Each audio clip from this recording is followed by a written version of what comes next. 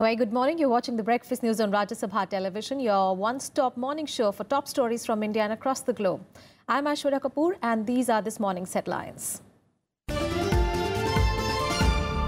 Pakistan will pay heavily for its misadventure, says Defence Minister Nirmala Sitharaman after visiting Sujwan army camp in Jammu that was attacked by Jaish-e-Mohammed militants.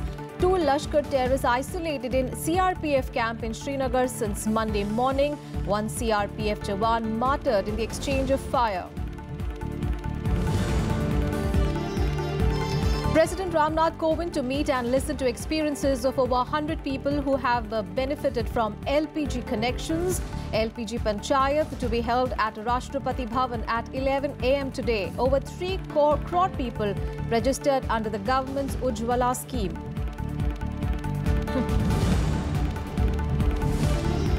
Former Nagaland Chief Minister Neiphiu Rio elected unopposed to State Assembly after opponent withdraws nomination. BJP, NDPP alliance and Congress main contestants for 60-member Assembly. 372 candidates left in the fray in Meghalaya. Congress and BJP manifestos for Tripura released. Hailstorms in Vidarbha and Marathwada regions in Maharashtra, 4 killed, over 1.25 lakh hectares of crops damaged in 11 districts. Snowfall in Jammu, Himachal and Uttarakhand bring down temperatures in North India. More snow predicted in the next 24 hours.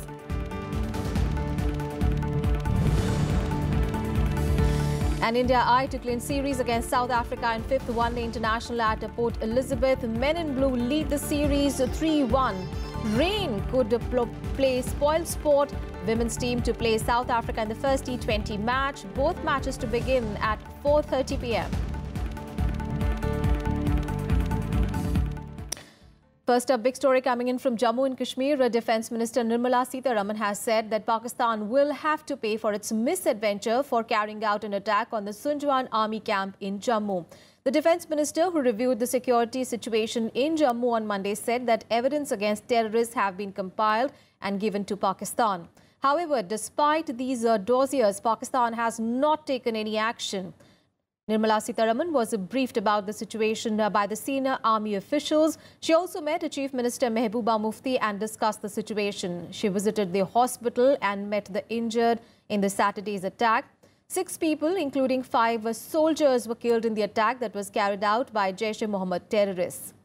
Meanwhile, the Defence Minister also said that Pakistan was resorting to ceasefire violations to assist infiltration.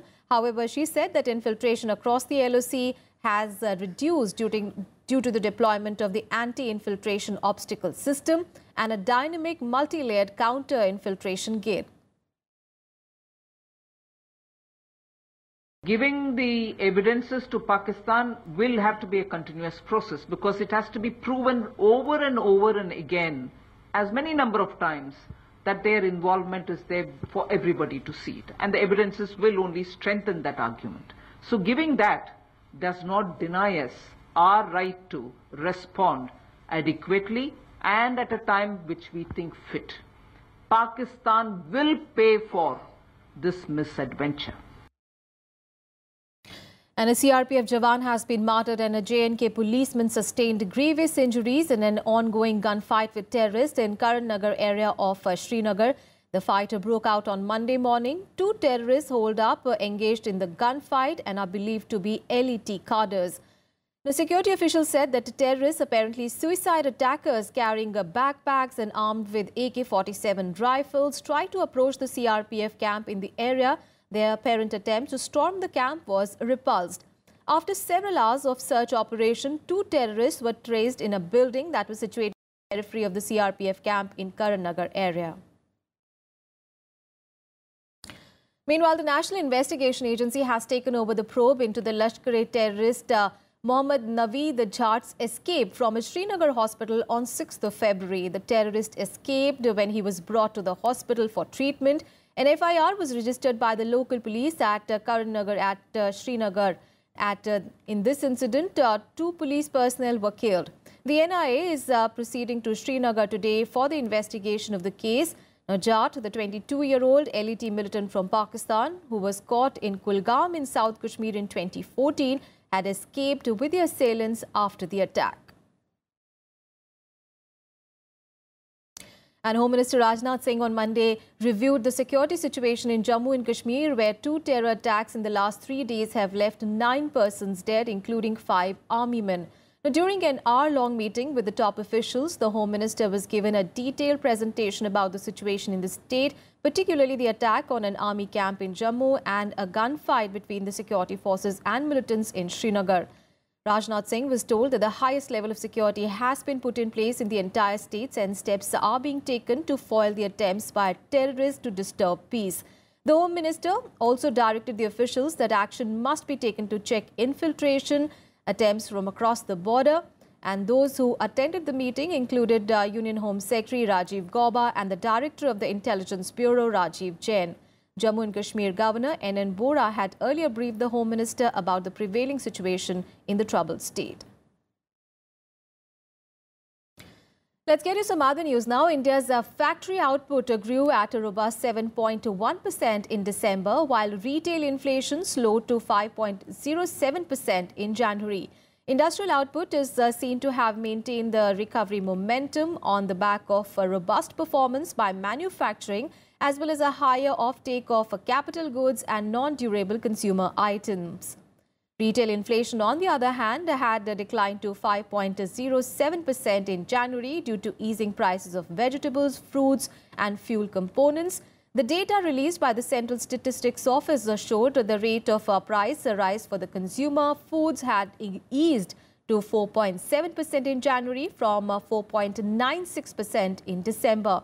Inflation in the vegetable basket slowed to 26.97% as against 29.13% in December. Prices of fruits also rose at a lower pace of 6.24% last month as against 6.63% recorded in the preceding month. And days after the agriculture sector got a big push in Budget 2018-19, Niti Aayog member Professor Ramesh Chand told Rajya Sabha television that Prime Minister Narendra Modi will meet all the stakeholders on the 19th and 20th of February to refocus the government's policies in line with the NDA government's vision of doubling the farmers' income. In an exclusive interview to Neelu Vyas on Rajya Sabha television's To The Point program, Ramesh Chand, who is also known as the man behind policy making on agrarian economics, said that the centre will elicit views from different states on devising the formula on the minimum support prices on 1st of March.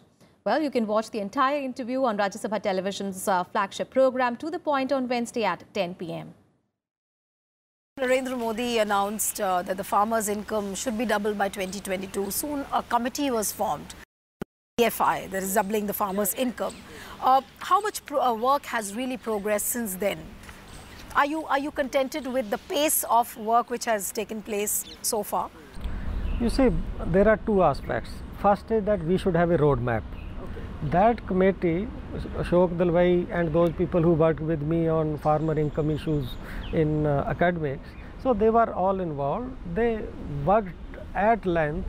How much capital formation, what kind of changes in technology, what kind of changes in market, value addition, they looked at all those things.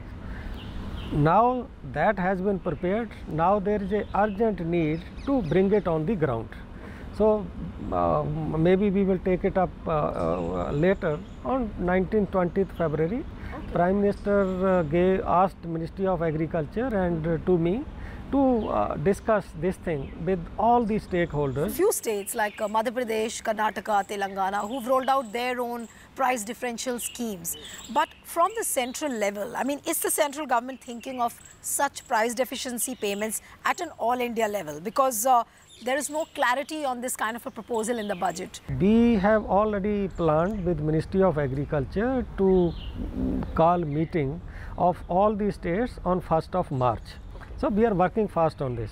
So we will take views of the states. We will put before them, these are the options available. So what kind of option you would like to avail? And India is all set to revamp its norms to have better designed and better managed highway building practices.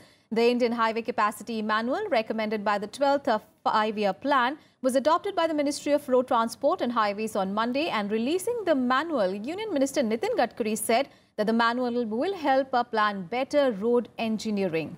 Here are all the details. Every year, more than 5 lakh people are killed in road accidents in India.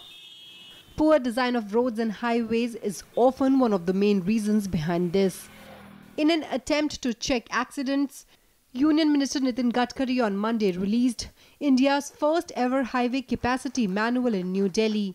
The manual is expected to help plan better road engineering.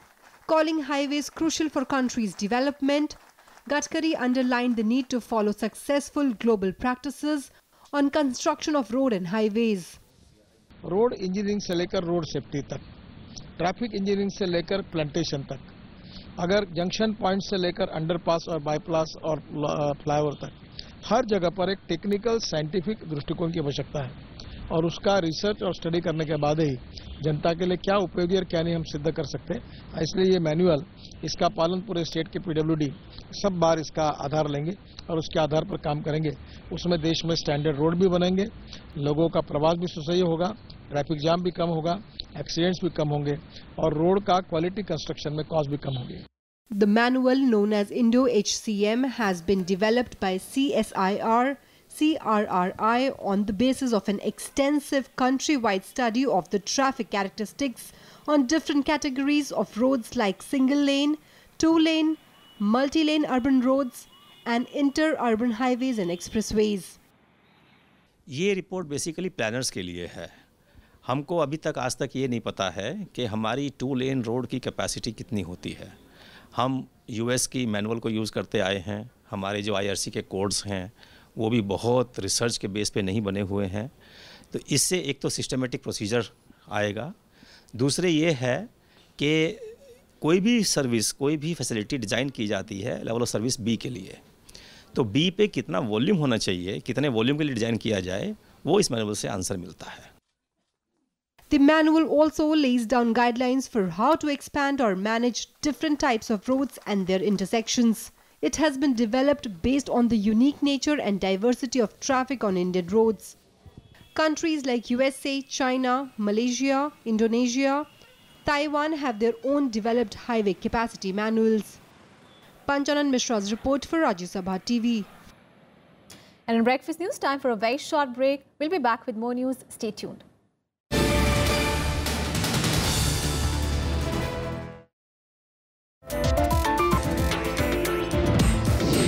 माननीय सभासदों, माननीय सभापति जी,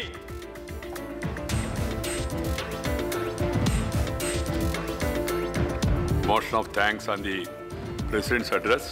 प्रधानमंत्री जी ने एक new India का सपना देखा जिसमें कोई बेरोजगार न हो, हर घर में बिजली हो, शुद्ध पीने का पानी हो, स्वास्थ्य की सेवाएं हो, शिक्षा की सेवा बहुत अच्छे तरीके से हर व्यक्ति को मिल पाए और भारत का गौरव पूरी दुनिया में प्रस्थापित हो। इस प्रकार के न्यू इंडिया के निर्माण के लिए ये सरकार आगे बढ़ रही है।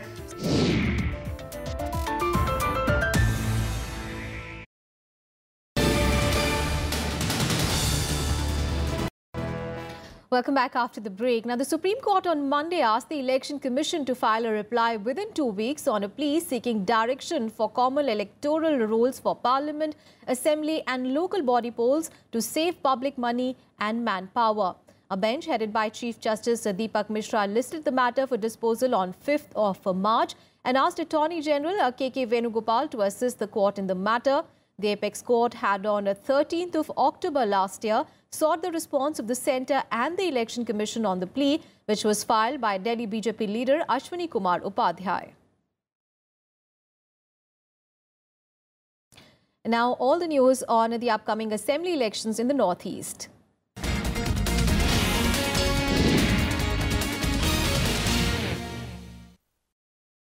Well, the Chief Electoral Officer of the Northeastern state has announced that former Chief Minister Neiphiu Rio was declared elected unopposed to the Nagaland Assembly as his opponent withdrew his nomination on the last day of withdrawal.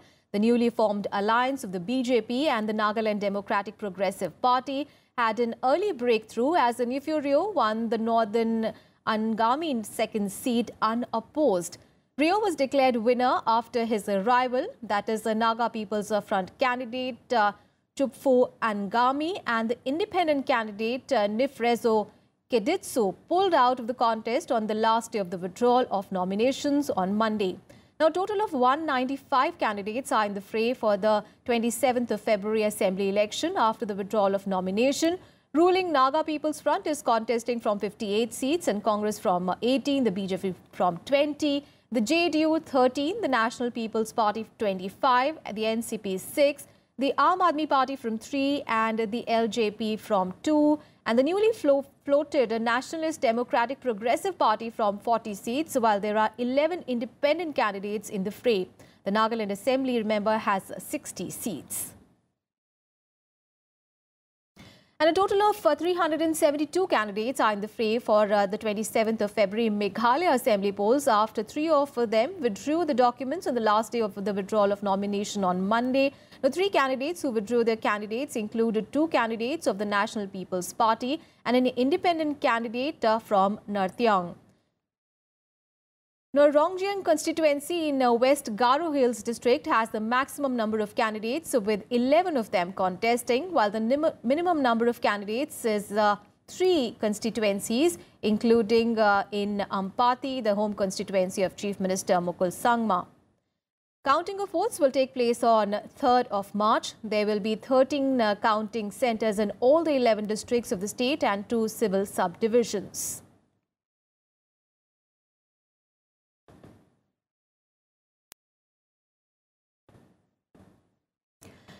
And now news from election-bound Tripura, and the Congress party released its election manifesto on Monday.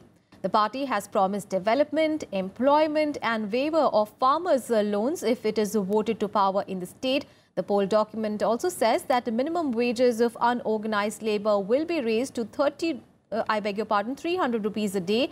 Apart from policies to promote young entrepreneurs, government job opportunities to overage candidates, also commencement of air traffic services in Kamalpur and in Unhati districts, and exploring the possibilities of water transport routes. The party has also promised to name Agartala Airport, and the Congress has fielded candidates for 59 out of the 60 seats in Tripura, where assembly elections will be held on 18th of February. कि Congress party का manifesto में हमारा पहला लक्ष्य है विकास।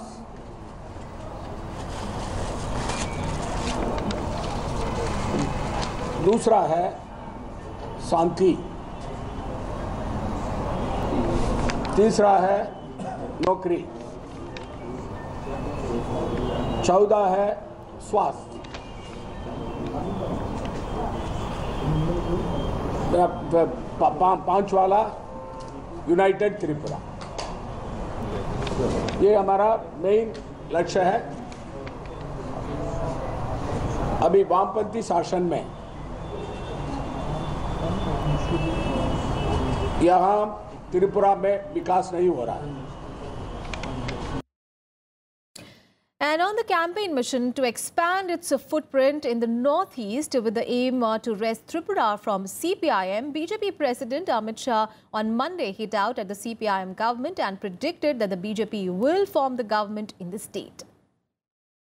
With governments in Assam, Arunachal Pradesh and Manipur, the BJP now looking to make inroads in the northeastern state of Tripura. Addressing a campaign rally in the state on Monday, BJP President Amit Shah said that his party will make Tripura a model state within 5 years if voted to power. कि त्रिपुरा में अगली सरकार Bharatiya Janata party की बनने जा रही है। प्रदेश भर में जब कम्युनिस्ट पार्टी यहाँ शासन में आई, तब यहाँ पर 25,000 बेरोजगार रजिस्टर थे और 25 साल की उनकी उपलब्धि है कि 25 साल के बाद 7,33,000 बेरोजगार यहाँ पर रजिस्टर। इतने छोटे से राज्य के अंदर जिस प्रकार से बेरोजगारों की संख्या बढ़ी है, इसका जवाब सीपीएम के नेता श्री माणिक सरकार के पास नहीं। For a party that has virtually no presence in the state even till 2 years ago, the BJP is sensing an opportunity in the anti-incumbency sentiment against the decade-long left rule in the state. It is trying to tap public anger over the lack of jobs, deteriorating law and order situation, and even a chit fund scam scandal. Many of the centrally sponsored schemes, the funding pattern was 90:10. That has been, many of these schemes already been changed. It is made 50-50. Apart from that, you see, for consecutive 5 years, Tripura stopped in the country in implementation of BREGA. And this year, that has been stretched down to only 50% allocation. So this is one aspect. Secondly, many of the projects, infrastructural projects, lying with the center. The BJP had a shot in the arm less than 2 months ahead of the assembly elections. On 8th December, the BJP officially entered the Tripura assembly after the speaker recognized 6 former Trinamool Congress legislators who joined the party. The BJP has announced its alliance with the indigenous People's Front of Tripura. Although it has a contentious demand of carving out a state of Tripura land out of Tripura's tribal areas, however, the BJP has only committed to addressing socio-economic, cultural and linguistic issues of the tribals in the state. Kriti Mishra's report for Rajya Sabha TV.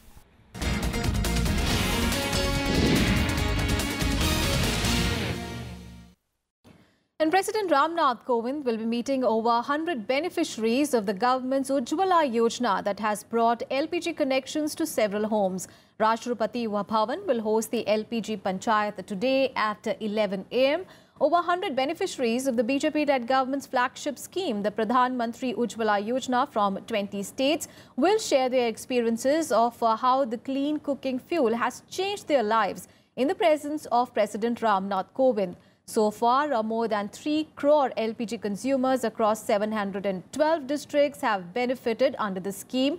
Health experts have also been invited to the event. The LPG Panchayat, which was launched in September in Gandhinagar, is aimed at driving rural households to adopt LPG. The government plans to construct 1 lakh LPG panchayats across the country, dealing with the issue of safe use of LPG as well as its various benefits such as environment, health and how it empowers women of the country.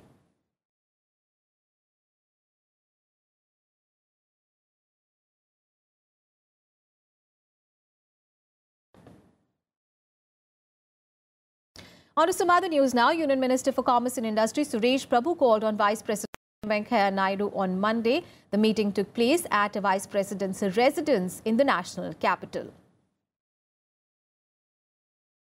And later in the day, the Gujarat Chief Minister Vijay Rupani also called on the Vice President.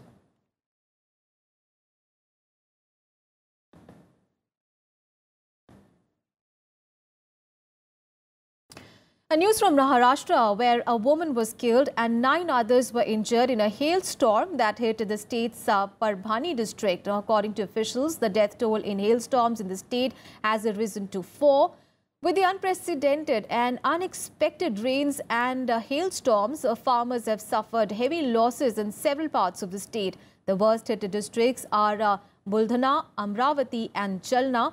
As per the State Agriculture Minister, over 1.25 lakh hectares of crops were damaged in 11 districts. The Met Department has forecast more rains and hailstorms in parts of Vidarbha and Marathwada regions over the next 2 days.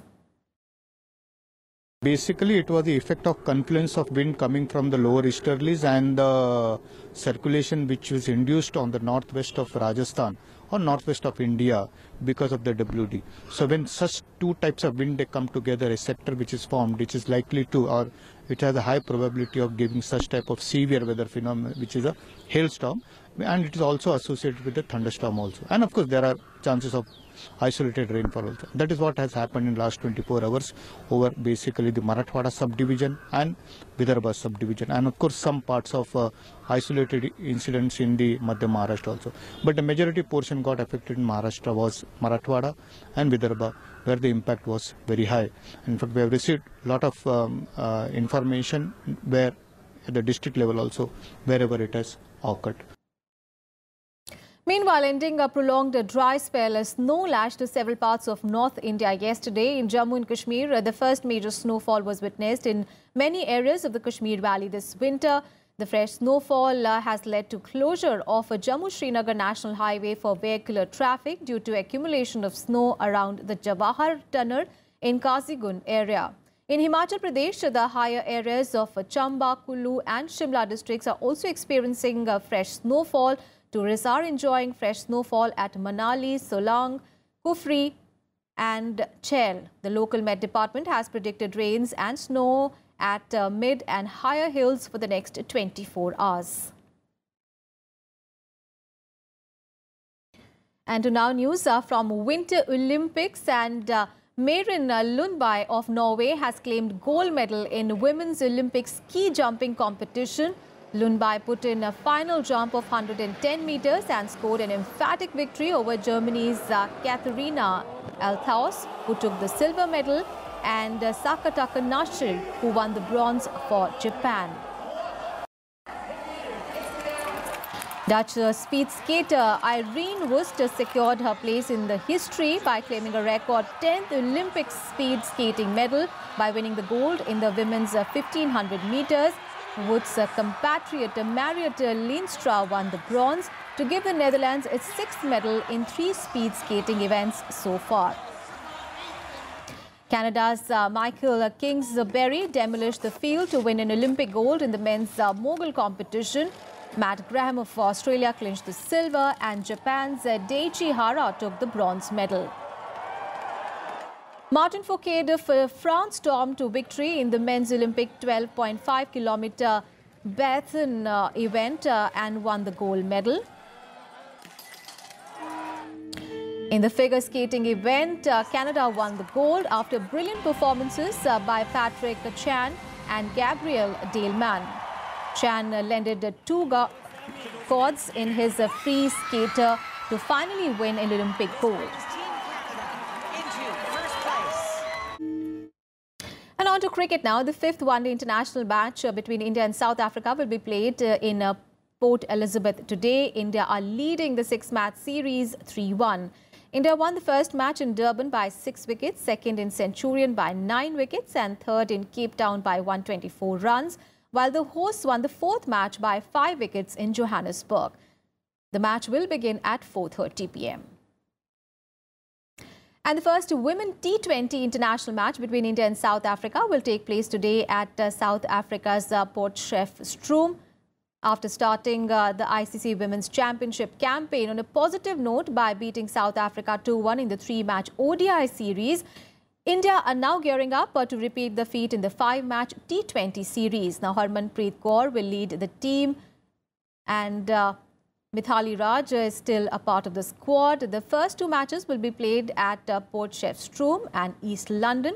The match will begin at 4:30 p.m. That's all in this edition of news. Thanks for watching.